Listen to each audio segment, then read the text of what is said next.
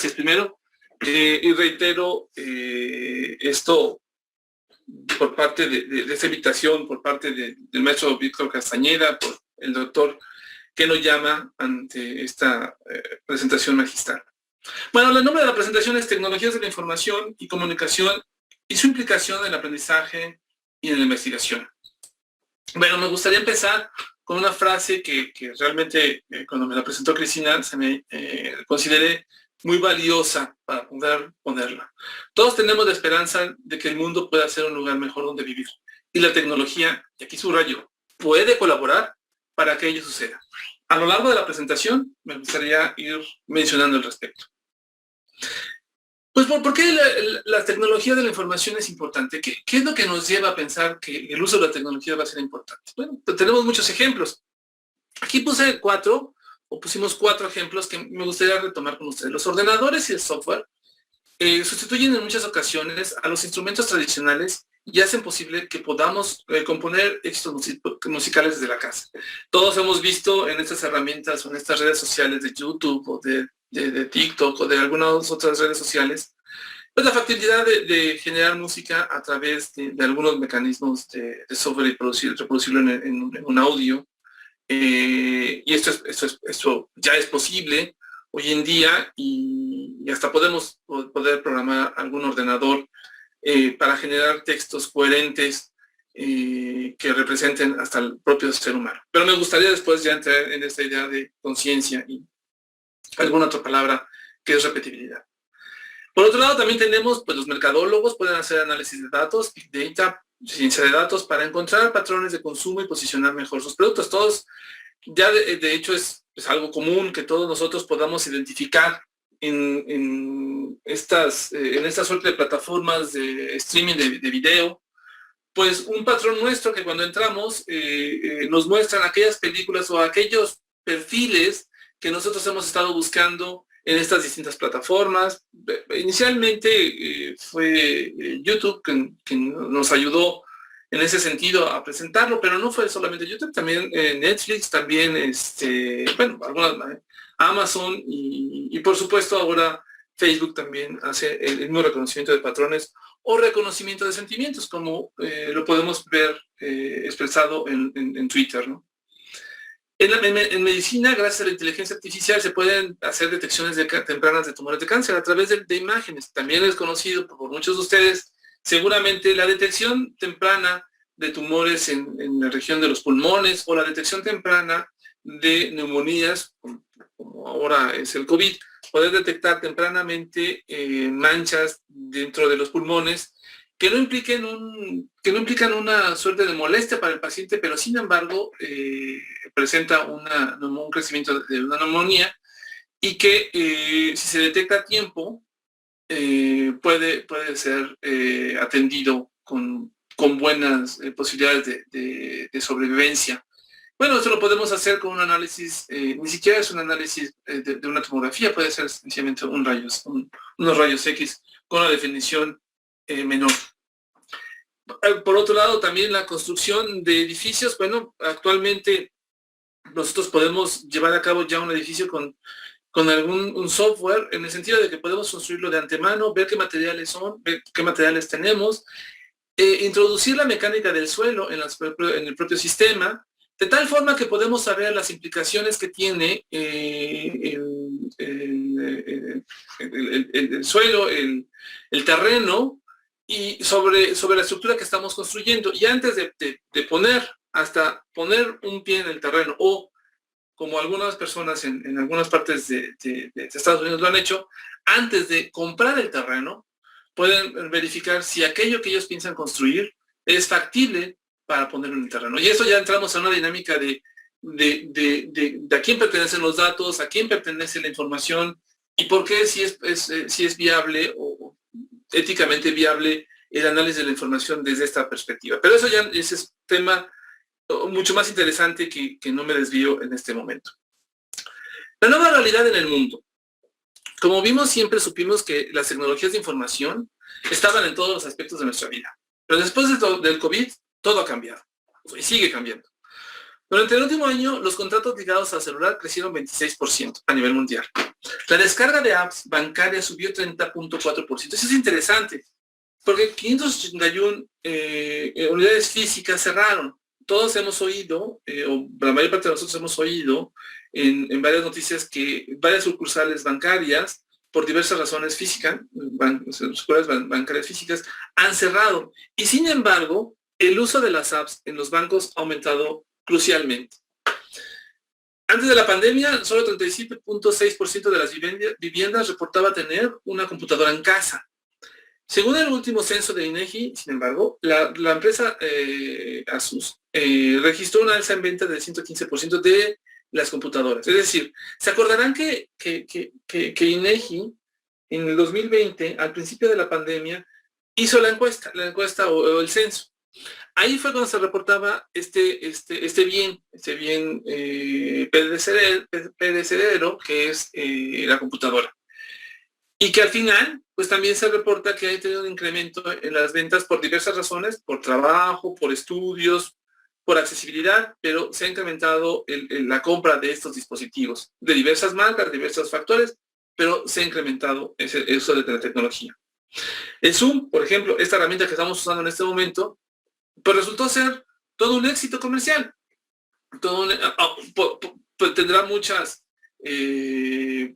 desventajas sobre otro software, pero es muy fácil de acceder y pues, tiene ventajas o desventajas. No entraré en la dinámica de la propia herramienta y sin embargo logró posicionarse dentro de grandes sectores de la población para hacer posibles videoconferencias de muy bajo costo y de muy alta calidad para transmisión de diversos tipos de información. Permítanme. Aquí está. Consideraciones en el aprendizaje y en la investigación. Herramientas de gestión del conocimiento que mejoran el aprendizaje y lo hacen significativo para los estudiantes.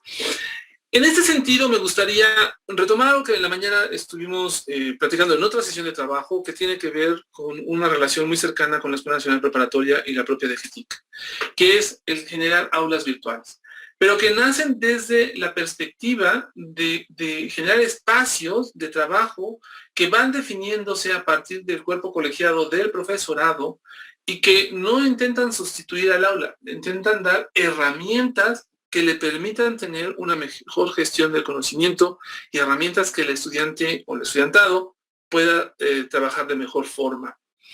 No sustituyendo, solo incrementando las capacidades. Y por supuesto algo que está en la mente de muchos de nosotros es esta palabra de gestión alrededor del aula, que tiene que ver en algo que sigue siendo un gran misterio. ¿Cómo transmitimos el conocimiento del profesor hacia el estudiante? Todos los que hemos dado clase nos maravillamos cuando, y es un gran gozo, el poder decir que un estudiante entendió tal concepto. Que un estudiante puede decir, de esto se trata, y te puede, no repetir, pero sí te puede dar su punto de vista, su perspectiva de aquello que tú le has tratado de formar en términos de conocimiento.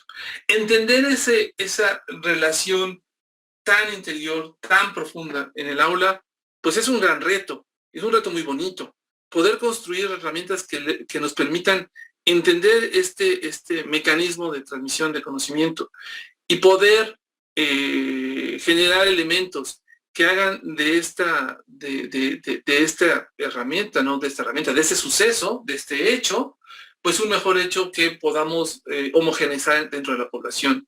Es una gran consideración que seguimos en este término, pues como un espacio todavía abierto a nivel nacional y a nivel mundial, por supuesto.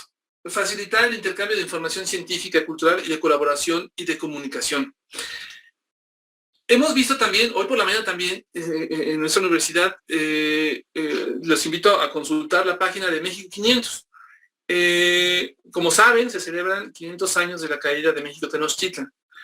En la UNAM se ha generado una página llamada México 500 para difundir la información, los eventos que se generen y todo aquel conocimiento u obra artística o intelectual que se genere alrededor de dicho espacio. Se pensó en muchas estrategias y una de ellas fue generar un repositorio y generar una página web para poder consultarlo. Les invito a consultarla. Es un proyecto de nuestra universidad, muy bonito, de muy alto impacto, que seguramente dará un fruto porque dará una idea de cómo poder leer desde diversas perspectivas ese hecho ocurrido en nuestra nación. El desarrollo de habilidades de investigación, de análisis de comunicación. Esto es cómo considerar esas habilidades de investigación, cómo hacerlo. Y aquí el gran reto en ese sentido es algo que nosotros digo todos los que estamos aquí en esta conferencia lo hemos vivido. ¿Cómo transmitimos nuestros aprendizajes, nuestros saberes desde el punto de vista práctico? ¿Cómo generamos laboratorios? Porque nosotros, alguna vez un muy buen compañero matemático me decía, las matemáticas no entran por la vista, entran por las manos. La gente debe de aprender a hacer teoremas, debe de aprender a analizar, debe de escribirlos para poder expresarse en un lenguaje y ahí entender bien las matemáticas. Ese es un razonamiento de muchos otros, pero lo que entendemos y lo que esto nos lleva es esa habilidad práctica. Y regreso al punto de los laboratorios. ¿Cómo construir laboratorios? ¿Cómo construir hechos de intercambio de conocimiento a través de estas habilidades? Me gustaría platicar con ustedes al respecto en unos minutos más. ¿Qué retos tenemos? Pues mejorar la alfabetización digital.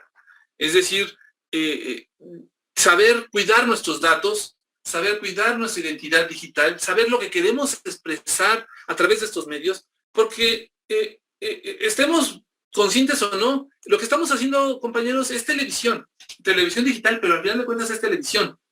¿Y cómo estamos transmitiendo esto? ¿Cómo nos estamos comunicando? Saber lo que queremos decir y dejen ponerlo en términos de Héctor.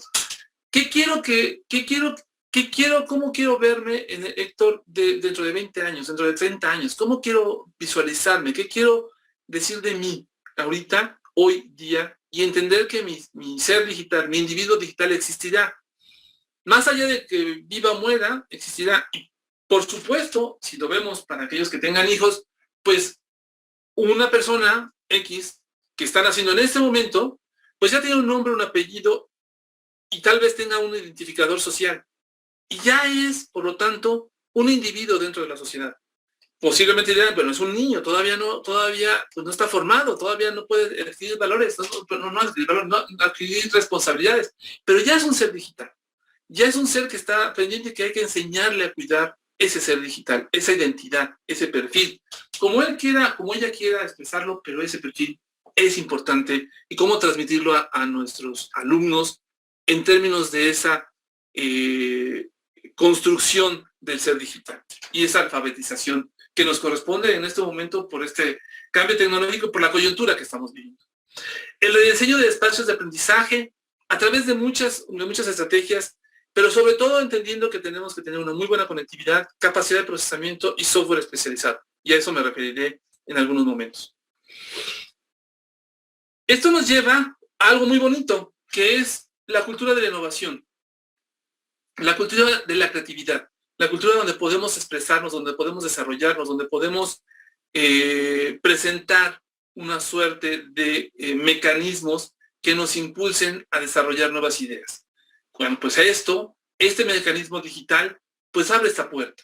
Y esta suerte de mecanismos y tecnologías digitales son eso, herramientas, tecnología, que nos permiten expresar nuestro yo, nuestro ser, a través de muchas formas, desde las artes, desde las ciencias, o hasta la propia ciencias más duras, por llamarlo de una manera. Pero fíjense bien en los dos puntos que puse al final. Entender nuestras necesidades ambientales y entender nuestras capacidades de reuso. Como saben, hoy día estamos en una suerte de situación ambiental llamada, se me fue de su nombre, pero estamos viendo una suerte de crisis ambiental en varios sectores a nivel nacional, a nivel mundial. Y por supuesto, lo estamos viendo hoy en la Ciudad de México. Y es un gran reto, también desde el punto de vista digital, desde el punto de vista de la computación, cómo poder ser más eficientes en nuestro consumo energético cómo ser más eficiente en el consumo de materiales, cómo reusar los materiales, cómo repensar nuestro uso de materiales para ser ambientalmente amigables, para ser ambientalmente sustentables, conectados con nuestro medio ambiente o aquel medio ambiente que queremos tener a nuestro alrededor. Porque si no lo hacemos, no tenemos otro futuro más que una pérdida muy alta de nuestra propia civilización. Es un gran reto para las generaciones futuras y también para nosotros, porque tenemos que cambiar muchas formas de pensar, muchas formas en cómo innovar, pero sigue siendo un reto muy bonito porque hay futuro y hay que entenderlo, hay que estudiarlo para poder desarrollarlo. Uno de los estudios que me presentó Cristina cuando estábamos viendo esta presentación es en un estudio realizado sobre el uso de la tecnología en la educación en México en 2019. ¿Cuáles considera que son los mayores retos durante la introducción de la tecnología en el aula? La formación de profesores, 49%. Problemas de conectividad, 54%. Formación de alumnos en la tecnología, 36%. Adaptar el proceso de aprendizaje educativo al uso de tecnología, 30%. Si se dan cuenta, pues termina siendo un problema multidimensional. Que tenemos que formar a nuestros profesores, tenemos que tener una mejor red. Debemos formar a nuestros estudiantes en el uso de la tecnología y, por supuesto, adaptar los procesos de aprendizaje. Y esto lo hemos vivido en esta pandemia todos nosotros. Y es un problema ciertamente multidimensional, que también es multiescala, porque algunas de estas tendrán una escala local, puntual, de cómo doy la clase, de cómo imparto mi clase yo, profesor, con mis alumnos. Cómo me formo como alumno, cómo adquiero habilidades tecnológicas. Y, por supuesto, cómo genero en una escala mayor procesos que pueda yo reproducir posteriormente para las siguientes clases que yo vaya a dar o que todo mi conjunto de compañeros profesores puedan dar de mejor forma a partir de las experiencias que cada uno de nosotros hemos formado. A nivel pedagógico, ¿cuáles consideras que son las principales ventajas del uso de la tecnología en el aula? Pues, por supuesto, pensamos en aquello que quisiéramos construir o que quisiéramos tener. El aprendizaje autónomo, aprender a comunicar utilizando diferentes lenguajes y medios de expresión, el acceso de mayor número de contenidos y recursos y preparar a los alumnos en el uso de la tecnología para el futuro laboral. Me gustaría en este momento, compañeros, mencionar estos dos primeros, el aprendizaje autónomo. Y esa es una gran, no soy pedagogo, pero es una escuela de conocimiento. ¿Cómo hacemos que el individuo genere su conocimiento a través de ciertos elementos? No solamente es un decreto, es algo que debemos de ir construyendo materia por materia, ir fomentando, para no hacer de ese suceso, de este hecho que es el dar una clase, sea un hecho mucho más distinto, dejen ponerlo, porque no iba a decir profundo, pero no es que no sea profundo, es que es distinto.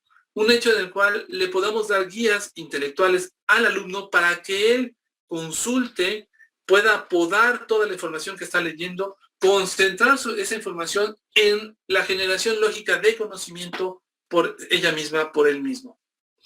Aprender a comunicar utilizando diferentes lenguajes. Y eso es básico. ¿Cómo nos comunicamos? A través del lenguaje visual, por supuesto del lenguaje oral, del lenguaje escrito. ¿Cómo entendemos el retardo de tiempo? Y déjenme les explico un poquito del retardo de tiempo. Imagínense que yo cuando doy clase, como muchos de ustedes damos clase, escribimos el pizarrón y inmediatamente nuestros estudiantes lo están viendo. Pero ahora yo escribo y tarda 1 segundo, 2 segundos en llegar. O yo preparo mis notas y tarda un día en llegar las notas. Y ese retardo, ¿cómo lo hago propio? Para entender ese lenguaje de comunicación, de serenidad de la lectura que nos da el poder trabajar a distancia.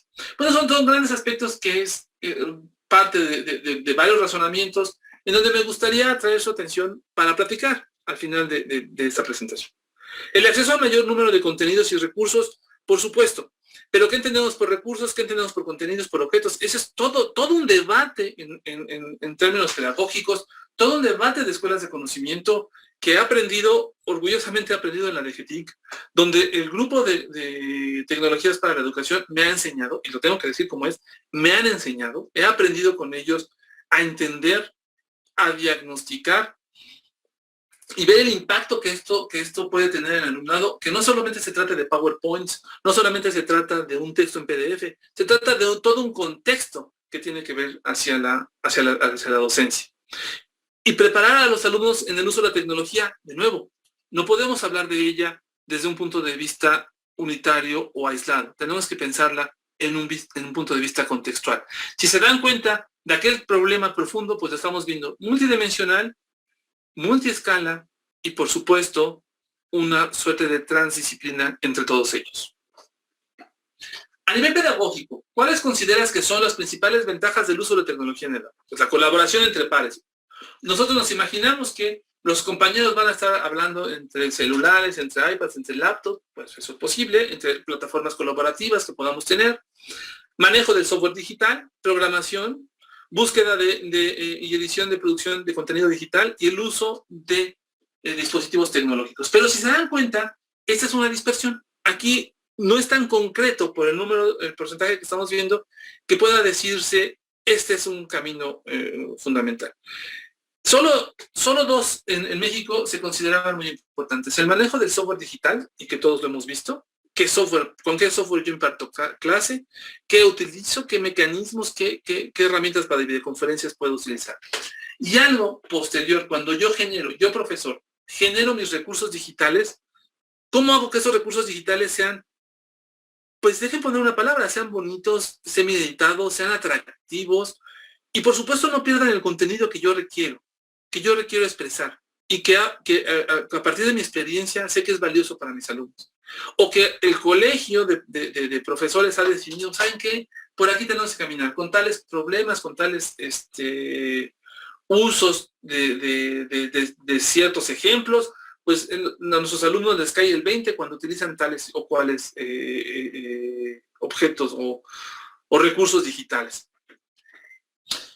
¿Cómo editarlos? ¿Cómo producirlos? Y esa es otra suerte de grupo académico, que es no necesariamente aquel dedicado a la computación, es aquel que puede expresarse a través de medios digitales en la generación de dichos recursos. Y estoy hablando desde editores, estoy hablando de diseñadores gráficos, diseñadores industriales, que pueden utilizar dichas herramientas que son muy poderosas por su transversalidad para poder expresar en mejores términos aquello que llamamos un espacio digital. Principales retos que tenemos. Pues una mejor alfabetización, lo que les contaba, una alfabetización, una generación de esta conciencia digital, de que en ella lo que escribimos en la red, alguien decía, lo que tú pongas en la red ya no se borra, pero no solamente no se borra, ya no envejece, ya no se hace viejita como nuestras fotos analógicas, o no se hace viejito como nuestros seres, ya no envejece, queda allí y expresa algo que sigue siendo tan nítido como hace 10, 20 o 30 años. El rediseño de los espacios de aprendizaje, por mencionar, conectividad, capacidad, pero sobre todo el rediseño en términos colectivos. Aquí sí quisiera poner, porque no solamente es poner todo un espacio digital en términos de procesamiento y en términos de conectividad, que hay que hacerlo y que implica un reto, y es también muy bonito hacerlo como ingeniero, pero también es en lo colectivo cómo diseñamos este espacio de aprendizaje, este espacio donde vamos a conversar, o espacio para generar aprendizaje. Pues cómo lo diseñamos, pues ahí es donde entran todo nuestro profesorado, nuestro alumnado, en donde esa experiencia que se va generando, pues es muy valiosa, y que de alguna manera debe de tener alguna expresión, debe de tener una suerte de almacenamiento, de recuperación de la memoria. Y más adelante quisiera presentarles algo. Bueno, ¿qué estamos haciendo en DGTIC? Pues estamos trabajando primero. Segundo, algo que estamos haciendo es varias propuestas. Como ustedes saben, la DGTIC tiene un nombre larguísimo: Cómputo, Tecnologías de la Información y Comunicaciones. Entonces, pues vemos muchísimas cosas.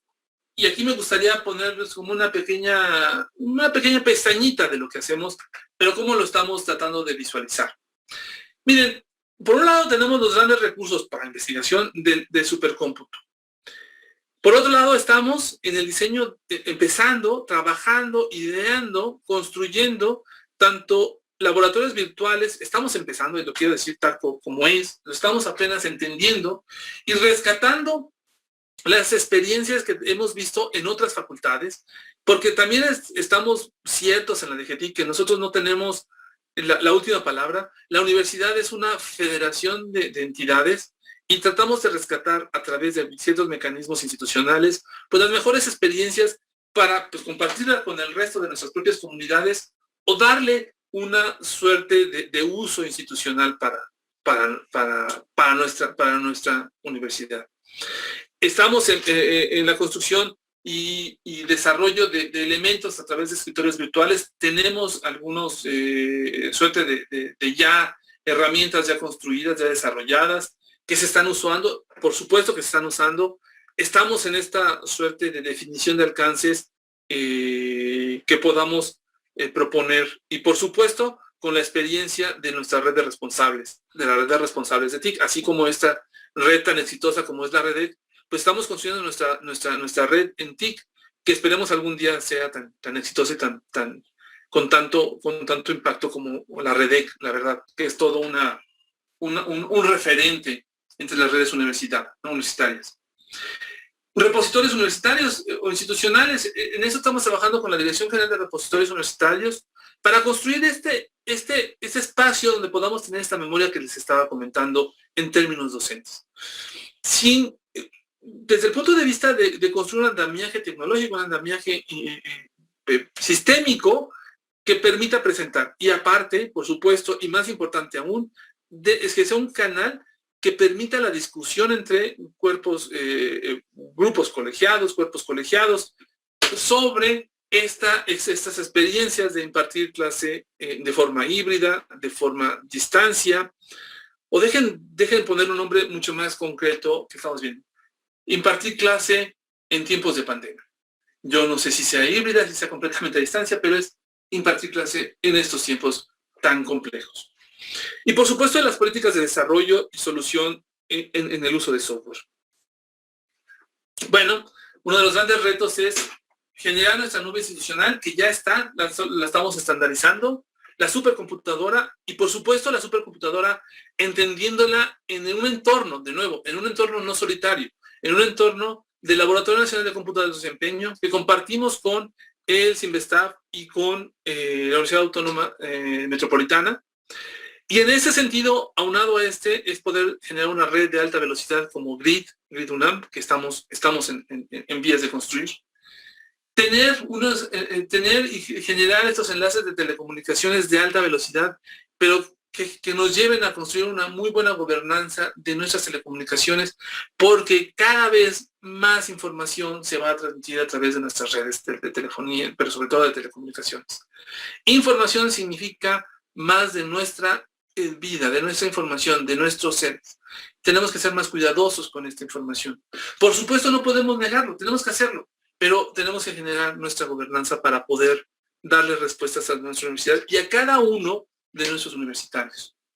Y algo que también hemos platicado fuertemente con Cristina, que es nuestra red de en el entorno de la REDEC, pues es seguir educando de manera continua a través de nuestros saberes, a través de nuestra experiencia que hemos adquirido año con año, y utilizar el mecanismo de la red de educación continua para dicha expresión.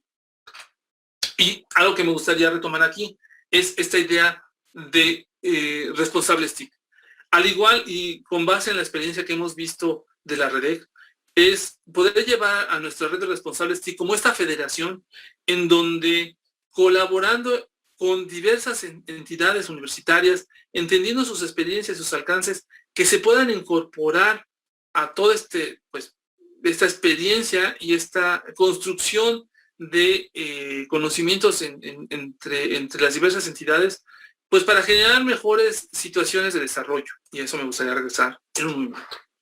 Pues los salarios virtuales para exámenes profesionales ya es una realidad. Llevamos ya decenas, si no es que cientos de exámenes ya generados que permite a la comunidad pues reunirse en un espacio virtual para poder finiquitar el proceso de titulación. Ciertamente no podemos eliminar perdón, no eliminar, no, la palabra no es eliminar. No podemos representar algo que todos aquellos que ya hemos pasado por el examen de titulación es muy grato, que es la ceremonia de graduación. Esta ceremonia cuando nosotros nos presentamos ante el jurado, defendemos la tesis, y eso da pie a decir, tú ya eres un profesionista. Esa experiencia vivida, pues no la podemos representar a través de estos mecanismos, pero al menos sí concluimos con la vida universitaria de todos nuestros egresados. Estamos ya en el proceso de poder hacerlo, más bien la DEGAE está en un proceso muy profundo de construcción de plataformas para poder dar respuesta a estos procesos de exámenes profesionales. Las salas virtuales las tenemos listas y estamos junto con la DEGAE construyendo esos mecanismos para dar respuesta de manera oportuna ya en todos los exámenes. De hecho, ya se están retomando varios de ellos. En escritorios virtuales, pues es la detección de necesidades por área de conocimiento, detección de herramientas en laboratorios actuales, instalación y controles de acceso.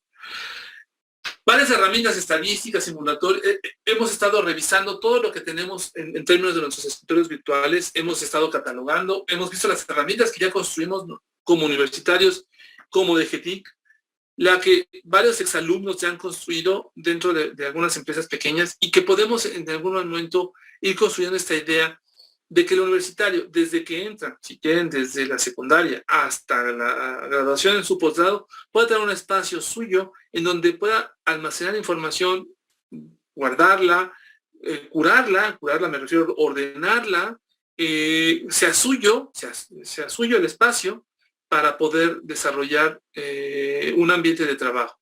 Y por supuesto, cuando termine, bueno, pues se ocupará para que algún otro universitario o universitario pueda seguir estudiando.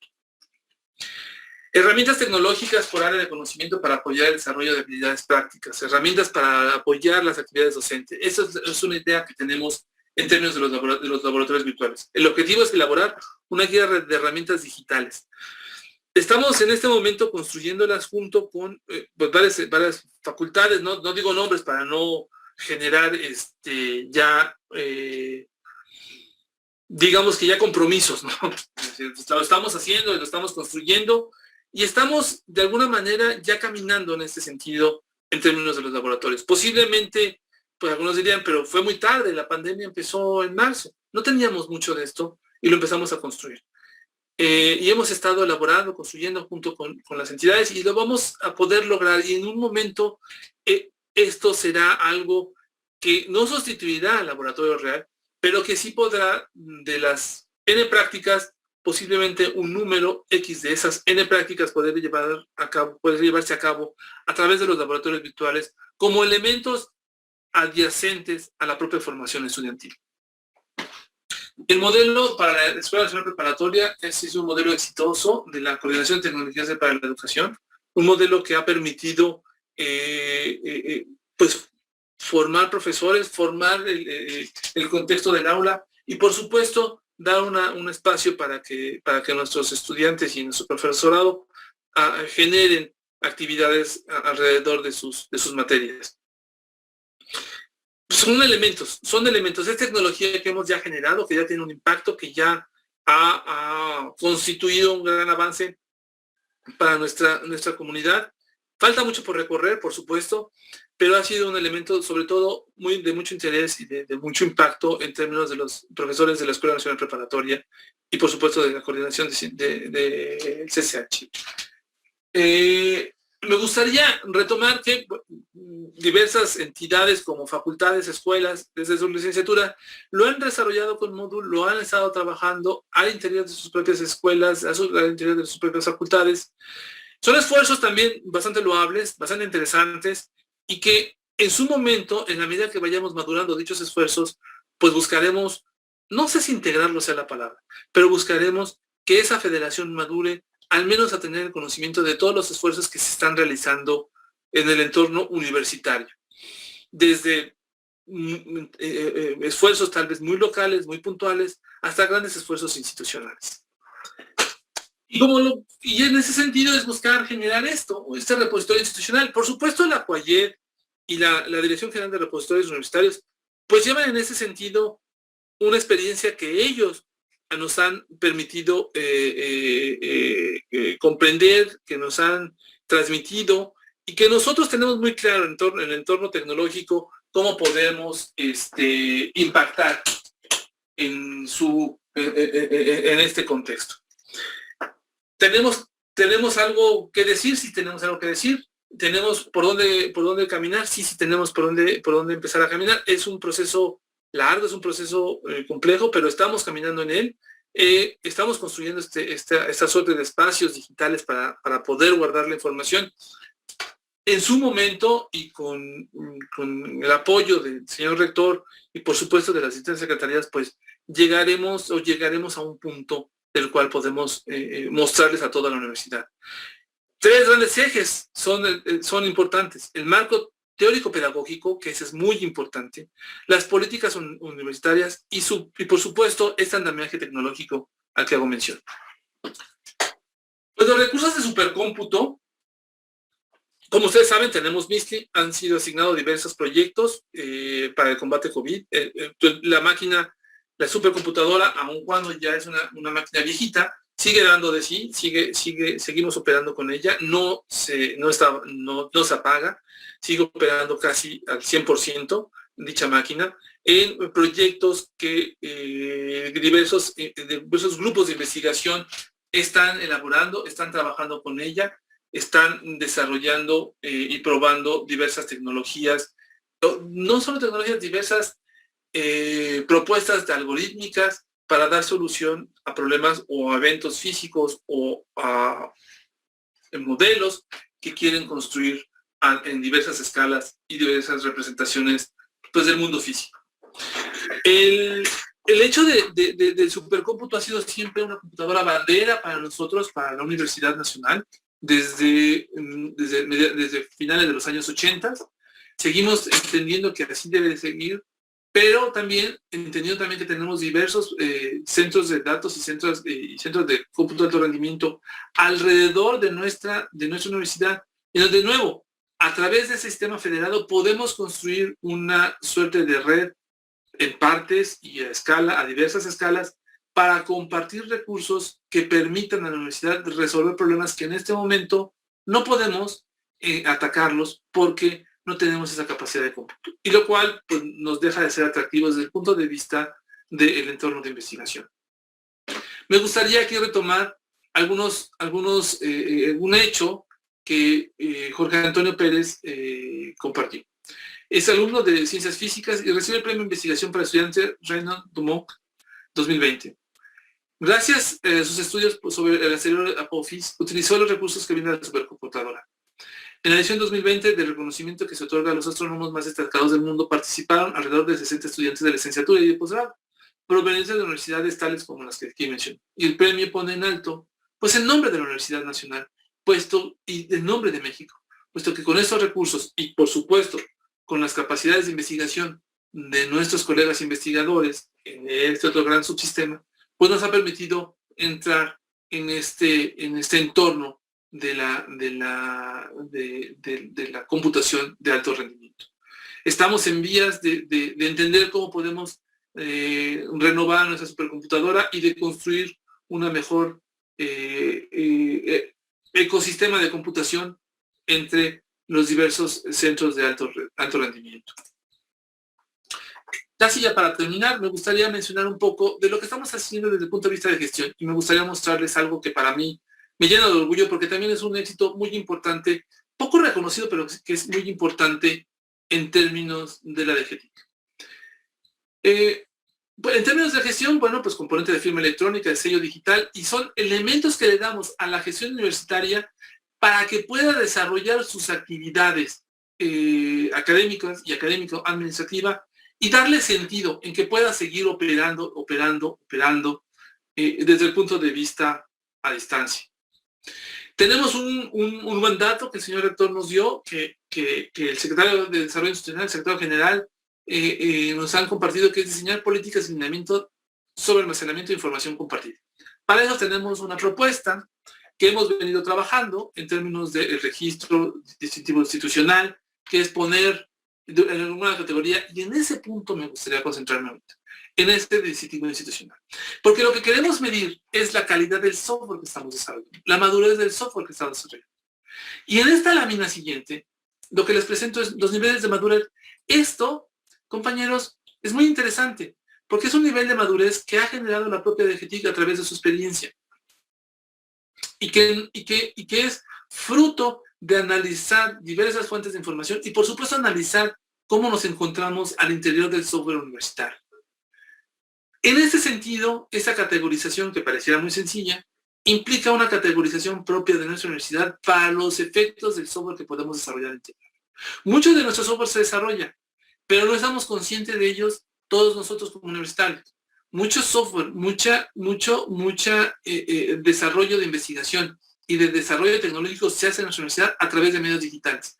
Hay que darles un contexto de madurez, hay que darles un contexto de asertividad, un contexto de impacto para entender su vida digital y posteriormente darles el reconocimiento.